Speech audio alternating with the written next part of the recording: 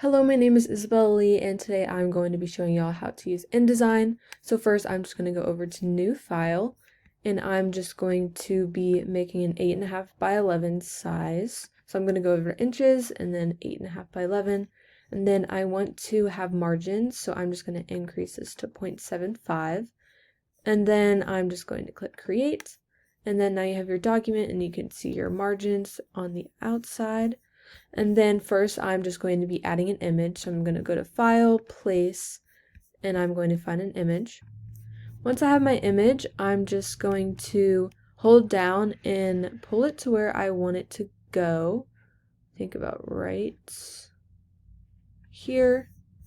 And as you can see, there's this circle, and if you click on that, that is like the actual image itself, and then over here is the image frame. So I'm going to fit my image content to the frame by going down to fitting and then fit content to frame so that it fits the actual frame. And I'm just going to make it fit into the margins. All right, there we go. We have our image inside.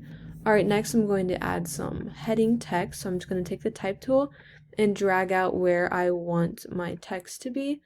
And I'm just going to increase this font a little bit.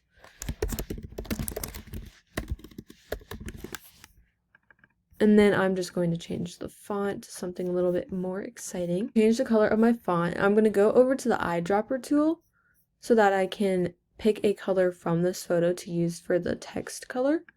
So I'm just going to click one of these blues over here. To add this text color as a new color swatch that you can use again, I'm just going to have my text highlighted, and then I'm just going to be on the color swatches panel, and then on the bottom right I'm going to click this plus button and it will add a new color swatch of that color that you have already used. Alright, next I'm going to be adding some body text, so I'm going to go to the type tool again, and I'm just going to hold down and make a rectangle, and then I'm going to add some placeholder text in the meantime, so I'm going to do fill with placeholder text.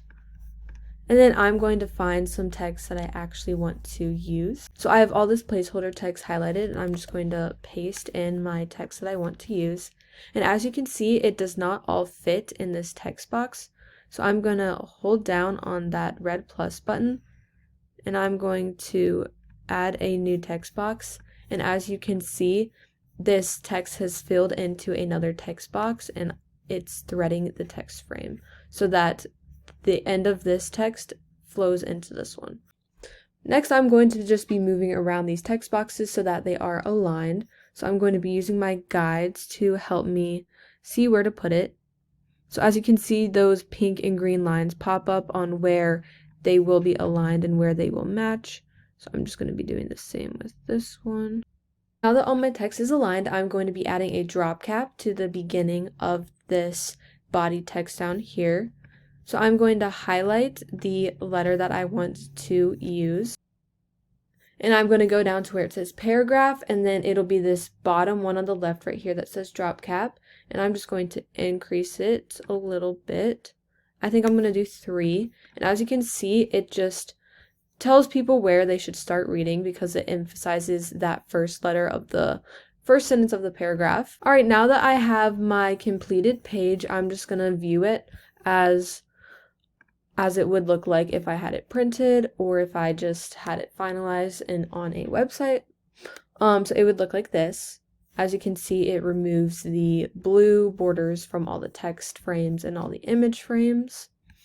And now that I'm done, I'm going to save it. So I'm going to go to File, Save As. I'm just going to title it Hello Summer. I'm going to save. And then I'm going to want to package it. So I'm going to go to File, Package, and then this will give you a big summary of everything that is in the package, all the fonts you use, the different links, different print settings, and I'm going to just click Package, and then all this should be good, and then you just click Package. And that's it, and that's how you package and export your InDesign project.